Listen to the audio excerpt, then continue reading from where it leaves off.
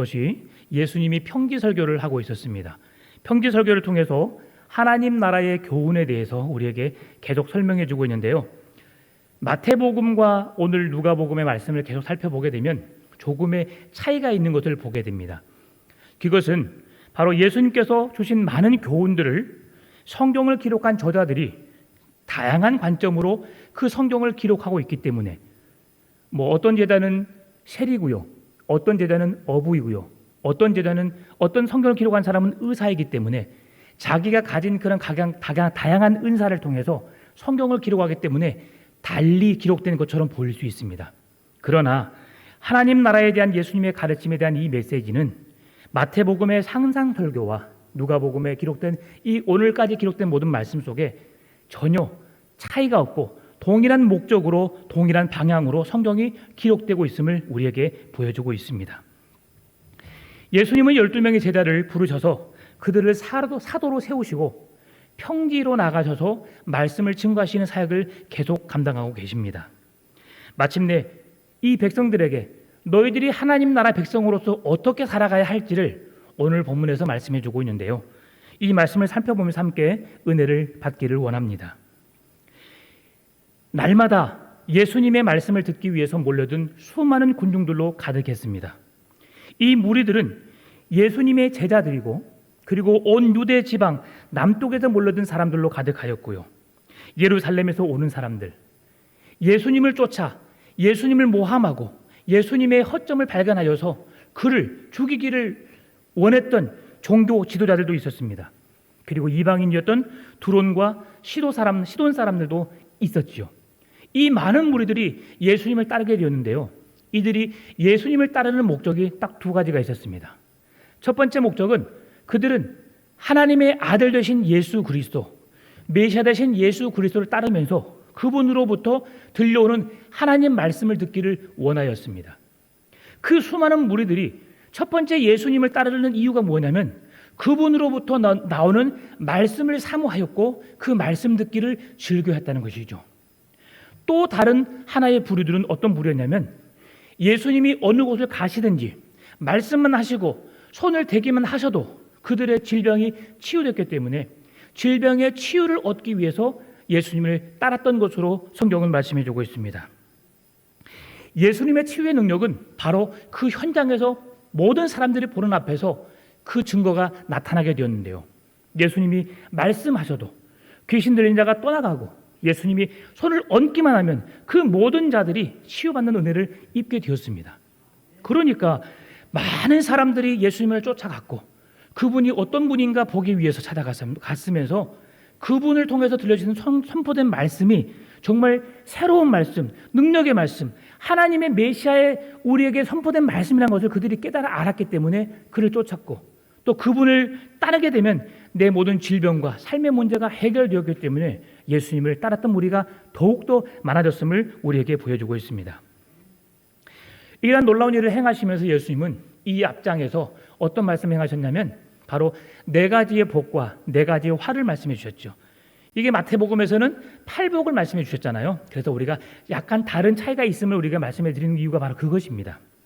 이제는 오늘 본문의 말씀을 이어가시면서 이 네 가지 복과 네 가지 화를 말씀해 주고 난 이후에 우리가 하나님의 백성으로서 우리가 어떻게 살아가야 할 것인지에 대한 구체적인 삶을 오늘 본문에서 우리에게 말씀해 주고 있다는 것이죠. 예수님은 제자들에게 세상적인 기준보다 더 고차원적인 삶으로 살아가기를 원하고 있습니다. 예수님께서 바리새인들의 정결의식과 안식일 준수에 관한 법을 지키기를 거부하셨기 때문에 바리새인들은 예수님을 죽이기를 예수님에게 허점을 찾아서 그를 어떻게 하면 죽일 수 있을까라고 그를 쫓아다니면서 그에게 뭔가 빌미를 잡을 수 있는 일을 찾기 위해서 끝까지 따라다녔음을 보게 됩니다. 그런데 우리 예수님은 바리새인들이 상상할 수 없는 그들에게 허점을 드러내지 않고 더 수준 높은 말씀으로 그들에게 가르치셨고요.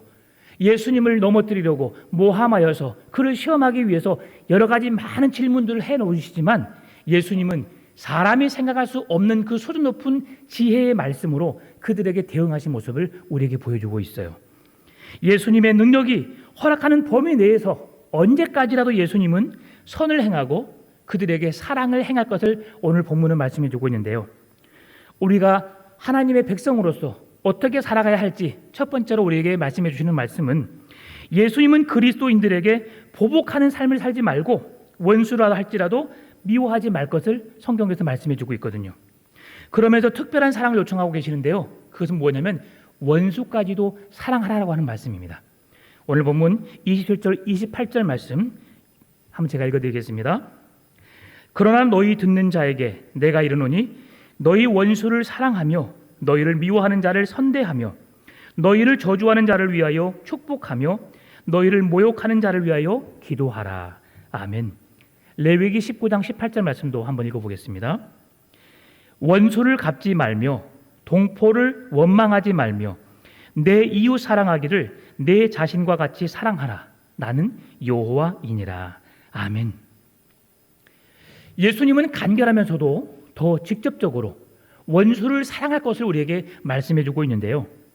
원수를 갚는 것을 넘어서 원수 갚는 일을 내가 하지 않는 것을 넘어서 원수까지도 사랑하라고 주님은 말씀해 주고 있습니다. 원수를 사랑하라는 이 계명은, 이 명령은 예수님께서 가르치고 계신 특별한 원리였습니다. 세상 사람들이, 제자들이 그 사고 속에서 생각할 수 없는, 그들이 행할 수 없는 것을 주님은 지금 요구하고 계신 거예요.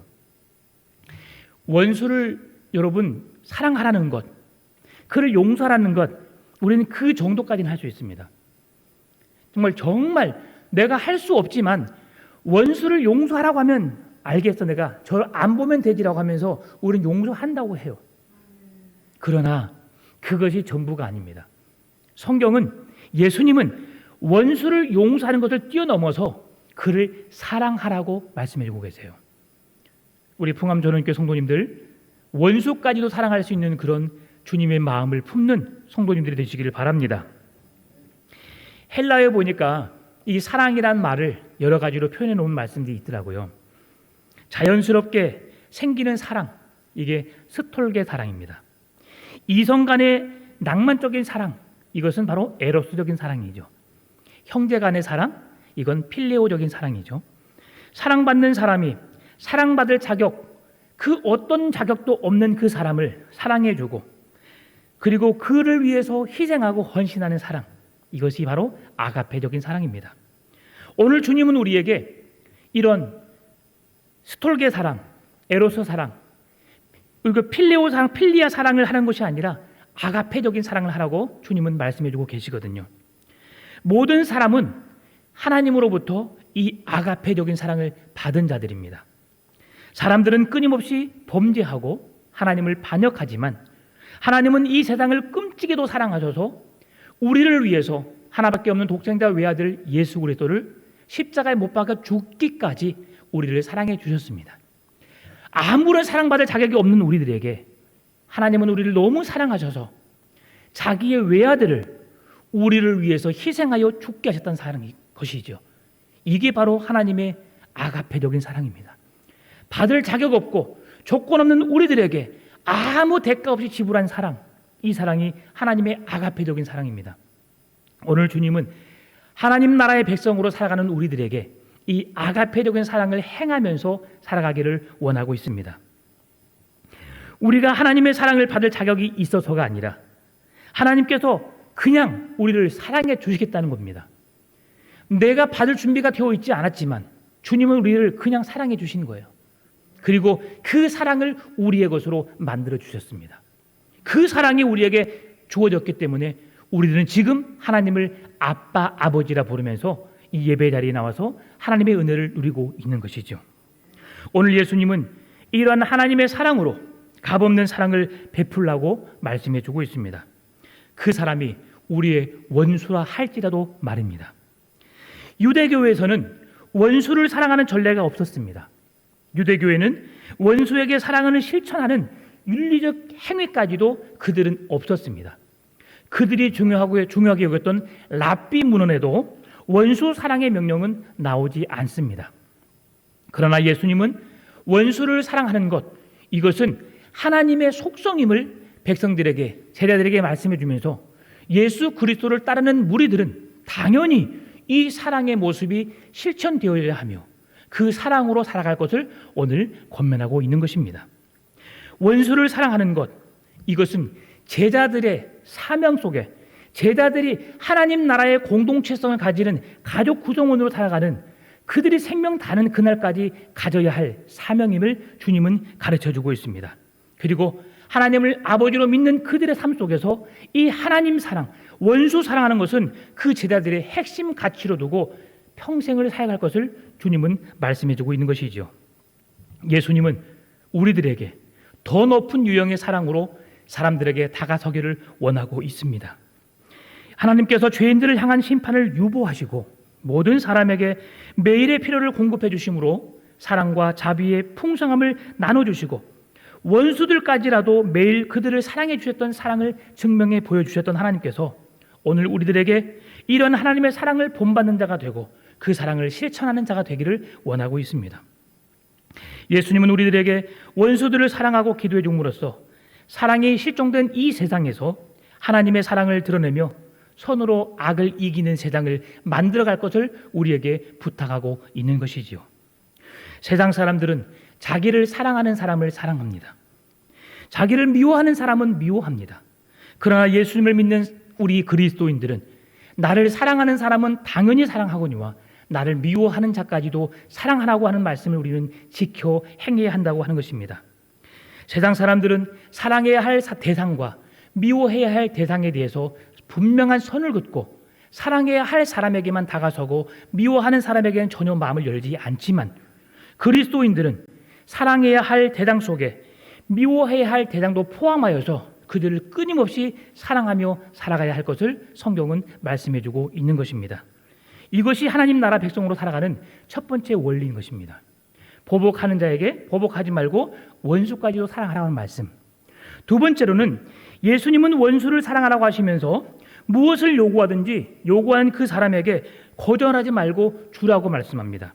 오늘 본문의 29절 30절 말씀 제가 읽어드리겠습니다. 너의 입뺨을 치는 자에게 저 뺨도 돌려대며 내 겉옷을 빼앗는 자에게 속옷도 거절하지 말라. 내게 구하는 자에게 주며 내 것을 가져가는 자에게 다시 달라 하지 말며. 아멘. 여러분, 누군가 나에게 구한다고 해서 우리가 다 해줄 이유는 없는 것이잖아요. 구하는 자에게 구하는 것도 줄 수 없는 우리의 삶인데 주님은 어떻게 말씀하십니까? 구하는 자에게 주는 것은 당연한 것이고 한쪽 뺨을 치면 다른 뺨도 돌려대고 겉옷을 달라고 하면 속옷까지 내어주고 가져가는 자에게 가져가지 말라고 막는 것이 아니라 더 가져가라고 이렇게 말을 하고 정말 이 말씀을 생각해 보면 아무리 예수님의 말씀이라 하지만 우리가 지키기에 너무 힘든 말씀이 아닌가 생각해 볼 수 있습니다. 그러나 예수님께서 제자들에게 행하라고 하는 이 말씀 속에 우리가 깨달을 수 있는 게 뭐냐면 어찌 보면 마치 범죄를 묵인한 것처럼 볼 수도 있겠다라는 생각을 해봅니다. 왜냐하면 가져가는 것, 빼앗는 것 이것은 강도질, 도덕질과 같은 내용이잖아요. 그런데 가져가는 자에게, 빼앗는 자에게 그냥 거저 주라고 말해요. 참 이해할 수 없는 부분인 것 같습니다. 그런데 예수님은 제자들에게 그렇게 살라고 오늘 권면하고 있어요. 여러분, 그렇게 할 수 있겠습니까? 예수 믿는 청년 김건희라고 하는 청년이 있습니다. 지금은 결혼해서 한 가정에 이제 가장이 되어서 아직 그 가정에 아이는 없지만 그렇게 살고 있습니다.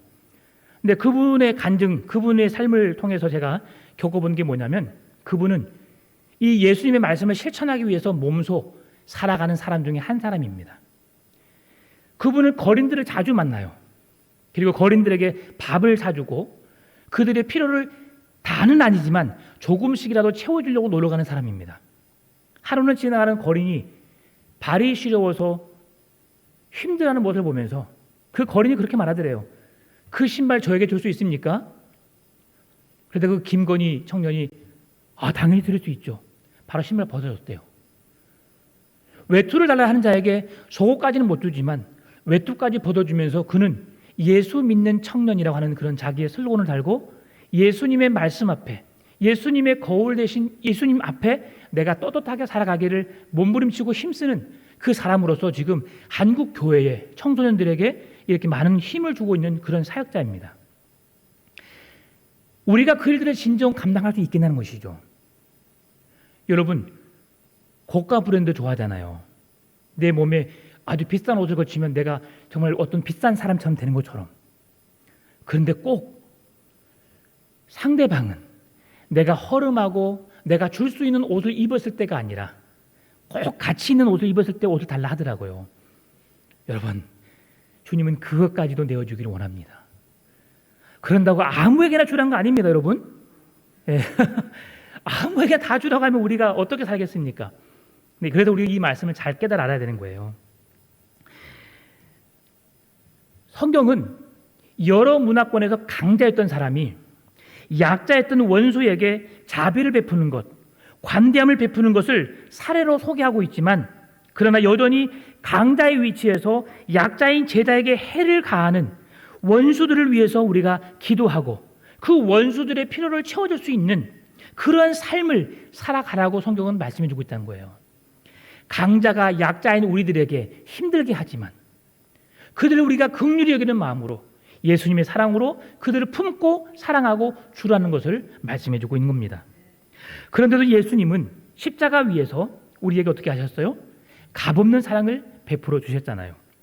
누가복음 23장 24절 25절 말씀은 예수님의 가르침을 우리에게 소개해 주고 있는데요. 이에 빌라도가 그들이 구하는 대로 하기를 언도하고 그들이 요구하는 자 곧 밀란과 살인으로 말미암아 옥에 갇힌 자를 놓아주고 예수는 넘겨주어 그들의 뜻대로 하게 하니라. 아멘. 예수님은 메시아였어요. 그리고 아무 죄가 없었습니다. 그런데 그 대제사장, 서기관들, 율법자들이 예수님이 죄인이다, 하나님의 이름을 모욕한다, 없는 죄를 만들어서 그에게 죄명을 붙여서 그를 잡아가지만 아무 죄 없인 예수님은 흉악한 죄인들을 풀어주고 그들을 용서하고 대신 죄값을 받는다 할지라도 그는 아무 말 하지 않고 그 일을 묵묵히 수행하는 것을 우리에게 말씀해 주고 있어요. 우리가 잘 알고 있는 대로 스데반도 마찬가지입니다. 스데반도 주의 복음을 증거하면서 그 사랑을 전하는 것밖에 없었습니다. 받은 바 은혜에 감사함으로 그가 죽어가는 그 순간 속에서도 주님의 말씀을 백성들에게 전했고 자기를 돌로 치는 그들을 주님 저들을 용서해 주시라고 사랑했고 그들을 위해서 기도했던 삶을 우리에게 보여주잖아요. 사도행전 7장 59절 60절 말씀을 읽어드리겠습니다. 그들이 돌로 스데반을 치니 스데반이 부르짖어 이르되 주 예수여 내 영혼을 받으시옵소서 하고 무릎을 꿇고 크게 불러 이르되 주여 이 죄를 그들에게 돌리지 마옵소서 이 말을 하고 자니라. 아멘. 여러분, 어떻게 이럴 수 있습니까? 나를 미워하고 내가 하는 일마다 못마땅해 여기는 그 사람을 향해서 어떻게 여러분 용서할 수 있고 그들에게 사랑의 손을 내밀 수 있습니까? 나를 돌로 치고 나를 죽이는 자들 앞에서 주님 저들의 죄를 용서해 주시고 저들의 죄를 그들에게 돌리지 마시라고 어떻게 기도할 수 있겠습니까? 여러분, 내 힘으로는 안 됩니다. 그래서 성령의 은혜를 우리가 간구하는 겁니다. 하나님이 우리에게 그런 믿음을 주셔야만이 그 원수들까지 사랑할 수 있는 믿음을 갖게 되는 줄 믿습니다. 내 힘으로 아무리 하려고 노력해 보세요. 내 사고, 이성적인 사고가 내 모든 행위를 억눌러 버립니다. 그 사랑을 행할 자격도 없는 자이지만 나를 거만하게 하고 내가 모든 것을 하는 것처럼 행하게 하여서 전혀 용서하지 못하게 만들어 버리거든요. 그러나 내가 하는 것이 아니라 주의 성령의 능력을, 그 은혜를 사모하면서 그 일을 행하게 되면 주님은 용서하게 되고 그 원수까지도, 죽이는 자까지도 사랑할 수 있는 믿음을 갖게 하실 줄 믿습니다. 참으로 쉽지 않은 일입니다. 그러나 주님은 그 사랑을 지금 우리에게 요구하고 있는 것이죠. 예수님의 제자들에게만 요구하는 것이 아니었습니다. 오늘 예배하는 저와 여러분을 향해서도 주님은 그렇게 살아갈 것을 명령하고 있습니다. 예수님의 제자들의 실천은 원수 사랑입니다. 이 원수 사랑하는 것은 예수님의 시대에 초기 기독교가 시작될 때부터 시작해서 세상의 충격적인 이 모든 사건을 성경은 말씀하고 있습니다. 그렇게 살아가라고요. 우리가 이해 타산을 생각하면 우리는 절대로 원수를 사랑할 수가 없습니다. 원수를 사랑하는 그 자체가 이해 타산을 떠나는 것임을 우리는 명심해야 합니다. 예수님은 이해 타산을 벗어나 하나님 나라의 사랑의 윤리를 우리에게 제시해주고 있습니다. 이해 타산에서 매여 사는 세상의 공동체와 본질적으로 다른 대안의 공동체로서 제자 공동체를 위한 사랑의 윤리를 지금 제시하고 있는 것이지요. 뺨 한 대를 맞으면 몇 대로 복수하고 싶은 것이 우리들의 모습 아닙니까? 그래서 우리는 원수를 사랑할 수 없다고 말합니다. 한쪽 뺨을 맞으면 다른 뺨을 들러대라고 하는 주님의 말씀, 이해할 수 없는 말씀처럼 들려집니다. 그러나 성령이 우리의 삶을, 우리의 마음을 붙들어 주시면 여러분, 맞는 것은 부끄러운 일이 아닙니다. 주님을 위해서 너희들이 고난받고 핍박을 받는 자는 하늘의 상이 있음을 우리가 기억할 때에 우리는 그에게 힘을 쓸 수 있지만, 더 과격한 힘으로 제압할 수 있지만 그것을 포기하는 것입니다. 왜요? 하나님의 영광을 위해 살아가야 하니까. 이것이 하나님 나라 백성으로서 삶을 우리에게 살아갈 것을 주님이 명령하고 계시니까. 포용의 자세, 원수까지도 사랑할 수 있는 여러분 진실한 주님의 제자가 되기를 바랍니다. 예수님은 원수까지 사랑하는 그 사랑과 신뢰를 우리에게 말씀해 주고 있는데요. 누가복음 6장 31절 말씀입니다. 남에게 대접을 받고자 하는 대로 너희도 남을 대접하라. 아멘. 내가 대접받고 싶은 대로 내가 먼저 남을 대접하면 된다고 성경 말씀해 주고 있어요. 남에게 먼저 행하는 일이 원수를 사랑하는 비결이라고 말씀해 줍니다. 우리는 그렇게 생각합니다. 사람들이 왜 저 사람이 나한테 전화를 하지 않지? 왜 저 사람이 나한테 찾아와서 사과하지 않지? 왜 저렇게 아무 말하지 않고 왜 저렇게 자기가 잘난 것처럼 그렇게 내세우고 있지? 라고 말하지만 여러분, 그런 말을 하지 말고 내가 먼저 찾아가면 됩니다. 내가 전화하면 됩니다. 내가 먼저 용서하면 됩니다. 이것이 그리스도의 사랑의 윤리의 원칙이라고 성경은 말씀해 줍니다. 내 마음속에 어려움이 있습니까? 불편함이 있습니까? 먼저 찾아가서 사랑을 실천하십시오. 그들을 먼저 용서하시고 그들에게 찾아가서 용서를 구하고 용서하는 멋진 그리스도인의 삶을 살아낼 수 있기를 바랍니다. 이것이 주님이 원하시는 원수를 사랑하는, 주라고 하는 자에게 값없이 줄 수 있는 은혜의 삶을 살아가는 원리라고 주님은 우리에게 가르쳐주고 있습니다. 그렇다면 왜 성경은 우리에게 원수까지도 사랑하라고 말씀하고 있을까요? 하나님 나라 제자들이 원수를 사랑하는 존재로 살 수 있는 것은 세상과 구별된 하나님의 나라의 삶의 기준으로 살아가기 때문에 우리들로 하여금 원수까지도 살아가라라고 말씀해 주는 것이죠. 하나님 나라의 제자들은 보복이나 복수를 인하여서 인생을 낭비하지 않습니다. 뿐만 아니라 착한 행실을 했다고 해서 그 대가를 받으려고 하는 사람도 아닙니다. 주님이 거저 받았으니 거저 주어라 말씀하신 그 은혜를 삶으로 살아내는 사람이며 그 삶을 통해서 하나님의 영광을 드러내는 자가 진정한 그리스도의 삶이 아니겠습니까? 사랑하는 성도 여러분, 누가 나를 인정해 주지 않는다고 서운해하지 마십시오. 누가 나를 몰라본다고 오늘 교회 나왔는데 아무도 나를 쳐다보지 않았어. 여러분, 그렇게 힘들어하지 마십시오. 사람은 제한된 존재입니다. 내가 보는 것만 보고 생각하는 것만 생각합니다. 우리는 그것에 대해서 서운병이 걸리면 안 돼요. 가장 큰 병이 뭐냐면 서운병이에요. 서운병. 왜 나에게 오지 않을까? 왜 나에게 말을 걸지 않을까? 왜 나를 아는 체하지 않았을까? 내가 오랜만에 교회 나갔는데. 그런데 꼭 그런 사람에게만 그런 서운함이 있더라고요. 꼭 그런 사람에게만 인사를 다 했는데 꼭 그 사람만 어떻게 인사를 안 하게 되더라고요. 절대로 의도적인 게 아닙니다. 제가 다른 교회에서 들은 이야기인데요. 이렇게 예배를 끝나고 하면 성도님들 나가시면 인사를 하잖아요. 그런데 한 몇 주를 그 성도만 지나갈 때 되면 목사님이 다른 데로 가시더래요. 그분을 피하는 게 절대 아닙니다, 여러분. 아시죠? 어찌 보면 계획된 것처럼 그렇게 똑같이 매주 행할 때가 있어요. 그러면 우리는 인간인지라 정말 저 사람 날 미워하나 봐. 저 목사님 나를 쳐다보지도 않아. 그럴 때가 있습니다. 그것 가지고 여러분 상처받지 말고, 그러면 목사님을 찾아오세요. 목사님, 나 기분 나쁜 일이 있습니다. 뭡니까? 왜 날 아는 체 안 해요? 왜 내 손 안 잡아줘요?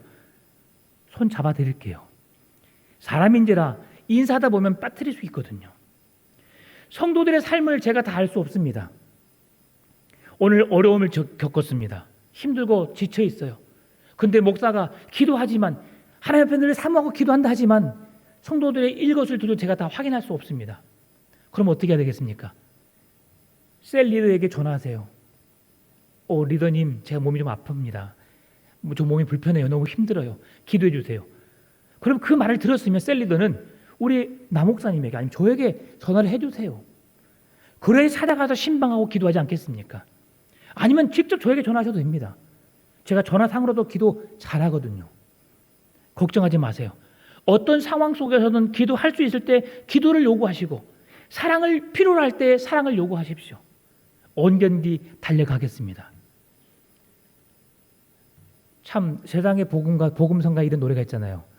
내가 필요할 때 나를 불러줘, 언제든지 달려갈게. 그런 마음이 준비되어 있습니다. 주님이 원하시면, 주님이 필요하시면 여러분, 그 일들을 우리가 감당하는 자가 그리스도 아니겠습니까? 한 형제의 아픔을 보고, 허물을 보고 그를 위로하고 사랑해 주는 것이 그리스도의 삶 아니겠습니까? 마태복음 5장 16절 말씀을 제가 읽어드릴게요. 이같이 너희의 빛이 사람 앞에 비치게 하여 그들로 너희 착한 행실을 보고 하늘에 계신 너희 아버지께 영광을 돌리게 하라. 아멘. 이게 그리스도인의 삶입니다. 우리가 살아가야 할 이유인 것이죠. 어떻게 하라? 하나님의 영광을 위하여 하라. 내 자존심이 구겨지고, 내가 힘들고 지치고 짓밟히고 억눌리고 괜찮습니다. 그런 나의 삶을 통해서 하나님이 영광 받으신다면 그것으로 만족할 수 있기를 바랍니다. 더 추가적으로 그렇게 살아가는 우리의 삶 속에 하나님의 위로와 성도들의 은혜가, 그리고 우리의 가정에 필요를 채우시는 하나님의 은혜가 날마다 공급되는 그런 충만한 은혜 속에 살아가게 되기를 바랍니다.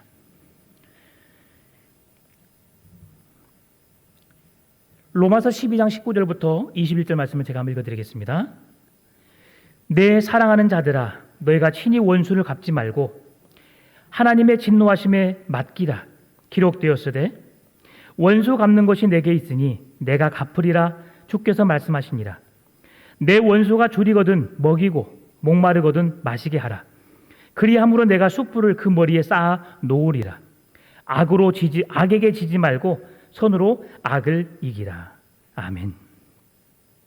원수를 갚는 것, 원수를 심판하는 일, 이것은 내가 하는 일이 아닙니다. 이 일은 하나님의 몫입니다. 여러분, 근데 그거 아세요? 예수님께서 말씀하고 있는 나의 원수, 나를 미워하는 자, 나를 저주하는 자, 나를 모욕하는 자, 나를 뺨을 치는 자, 나를 죽이는 자, 이 모든 사람이 바로 저와 여러분이란 사실. 주님은 2000년 전에 그를 십자가에 못 박는 그들이 나를 저주하고 나를 미워하고 나를 모욕하고 나를 죽이려는 자가 아니라 오늘 저와 여러분도 동일한 사람임을 성경은 말씀해 주고 있습니다.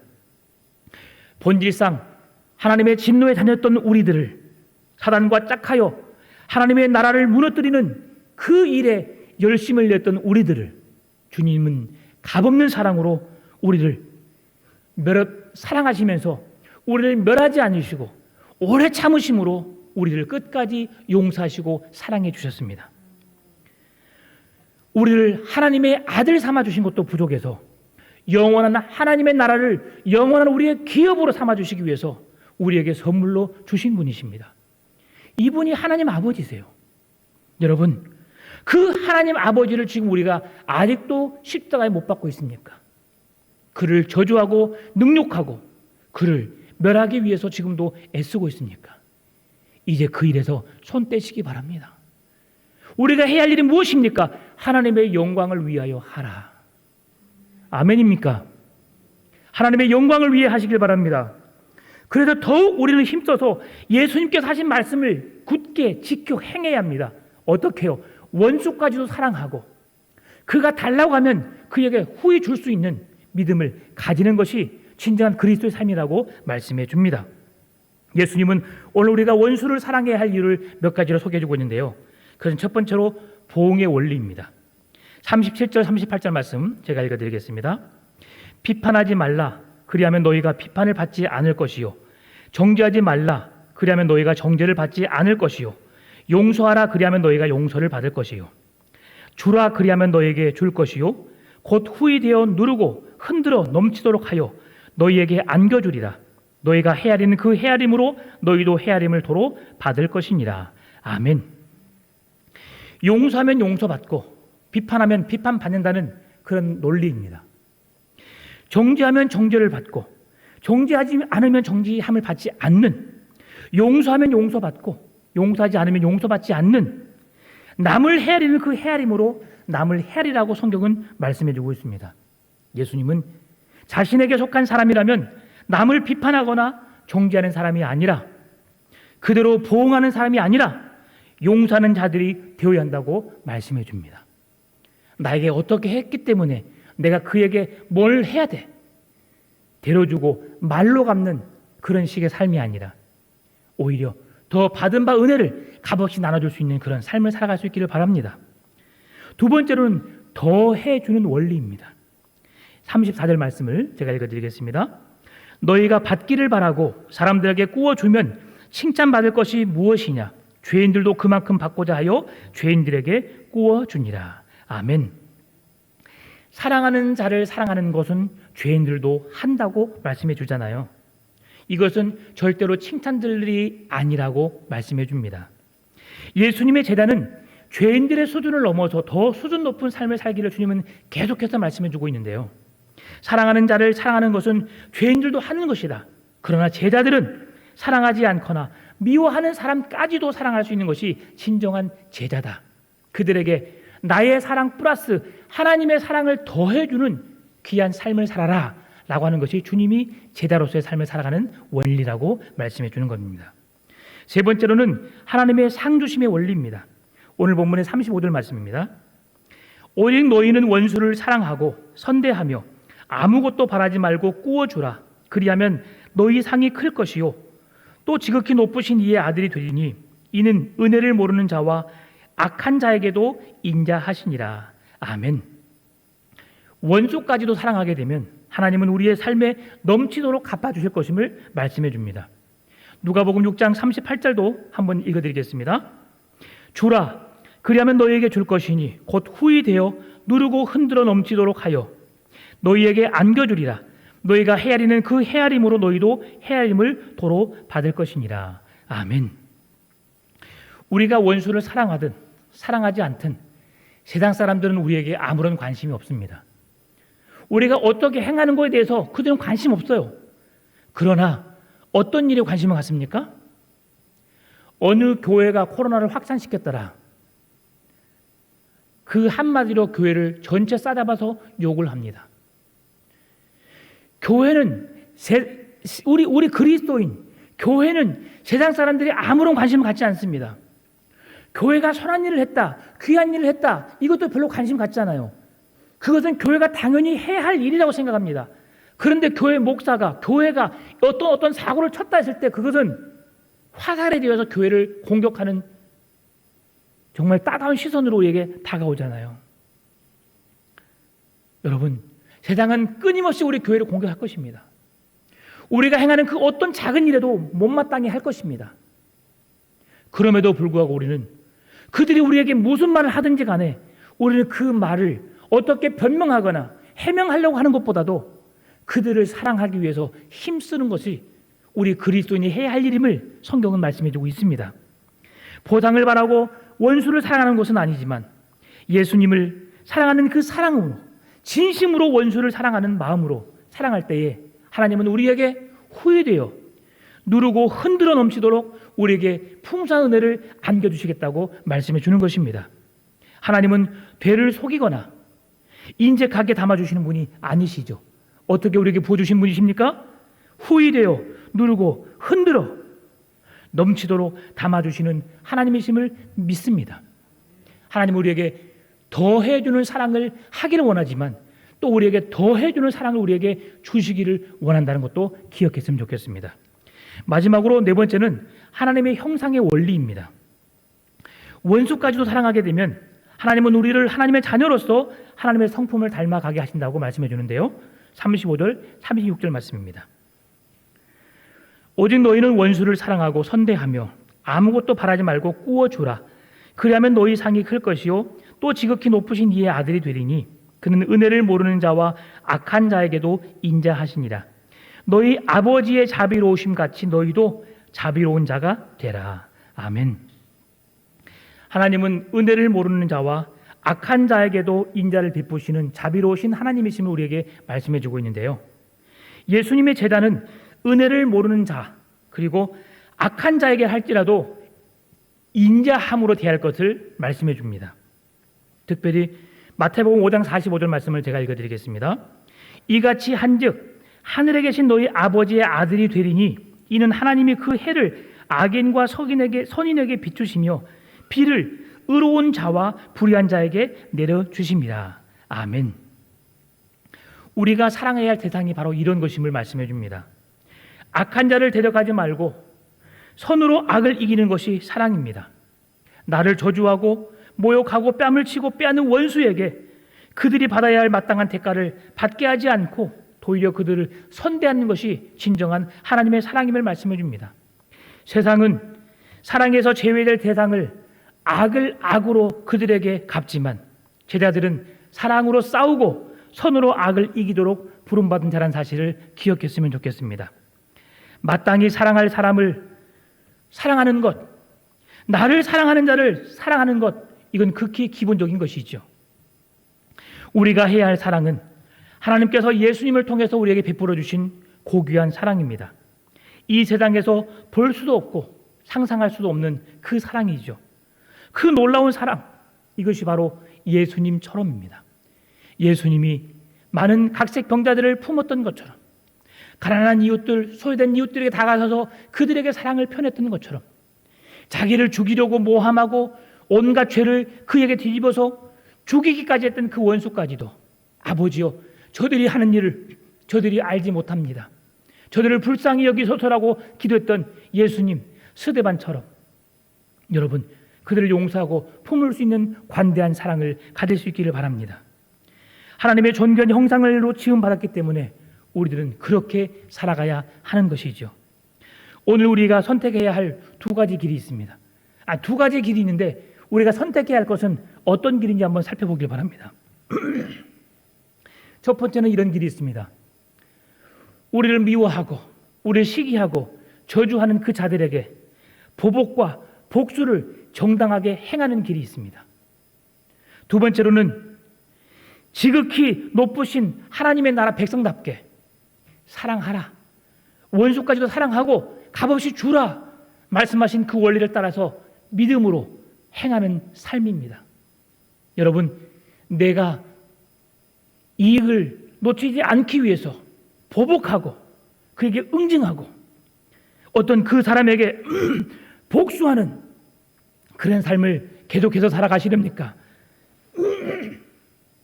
아니면 지극히 높으신 하나님의 백성으로서 원수까지도 사랑하며 그들에게 악을 악으로 갚지 않으며 선으로 대갚해주는 그런 삶을 살아가시렵니까? 오늘 본문의 36절에서는 말씀합니다. 너희 아버지의 자비로우심 같이 너희도 자비로운 자가 되라. 아멘. 우리가 본으로 삼아야 할 대상은 다른 형제가 아닙니다. 상대와의 비교를 통해서 나보다 더 못한 사람을 보면서 이 정도면 됐지, 내 삶을 정당화하면서 하나님 앞에서 내가 바르게 서 있는 것처럼 착각하며 사는 인생이 아님을 우리는 알아야 합니다.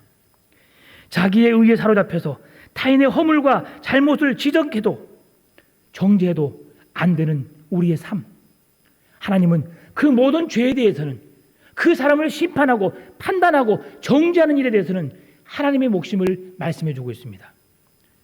거저 받았으니 거저 주어라. 우리는 그들을 위해서 값없이 받은 사랑을 나눠주는 자가 되어야 되고, 그들을 위해서 사랑하고 하나님의 자비로움 같이 그들을 대하는 것이 진정한 그리스도인, 하나님 나라의 백성다운 삶을 살아가는 우리들에게 주시는 메시지라는 것을 기억했으면 좋겠습니다. 하나님은 가장 소중한 독생자 외아들까지도 그의 생명까지 내어주신 귀한 사랑을 우리에게 보여주셨습니다. 더 용서할 것이 남아있지 않으셨고 더 베풀 것이 남아있지 않을 정도로 우리에게 귀한 사랑을 베풀어 주셨습니다. 하나님 아버지의 자비하심을 따라 사랑한다는 것, 이해타산의 근거한 상식 수준의 윤리를 넘어서 지극히 높으신 하나님의 아들이 되었다는 사실에 감사하면서 이 땅에서의 대가를 바라면서 사는 삶이 아니라 하나님 나라의 백성으로서 우리에게 손해가 있다 할지라도, 내 마음에 상한다 할지라도 참아내고 인내하면서 주님 걸으신 그 십자가의 길, 고난의 길, 우리의 생명의 길, 그 새롭고 산 길을 열어놓으신 주님의 길을 함께 걸으면서 우리가 그 길을 걸어가야 할 줄 믿습니다. 우리 풍암전원교회가 이렇게 주님이 예배해 놓으신 그 길을 걸으면서 우리가 받은 사랑, 세상의 많은 사람들에게 나눠주고 또 우리 풍암전원교회 안에 그 사랑을 나누면서 행복한 신앙생활이 날마다 삶 속에 이루어지기를 주님의 이름으로 축원합니다. 기도하겠습니다. 하나님 감사합니다. 우리는 할 수 없습니다. 그러나 하나님 우리에게 믿음 주시고 성령님 감동 주셔서 사랑할 용기와 힘을 주시면 감당하게 될 줄 믿습니다. 내 배를 채우고 내 욕심만 갖고 내가 하고 싶은 대로 살아가는 어리석은 인생이 아니라 주라, 나누라, 사랑하라 말씀하신 그 말씀을 따라 행하면서 주님께 상 받기를 원하고 영원한 천국을 소망하며 주님 걸어가신 그 십자가의 길, 고난의 길, 생명의 길, 새롭고 산 길을 열어놓으신 주님의 길을 따라 걸으며 오늘도 힘있게 믿음으로 나아가는 우리 풍암전원교회 모든 성도들 될 수 있도록 인도하여 주옵소서.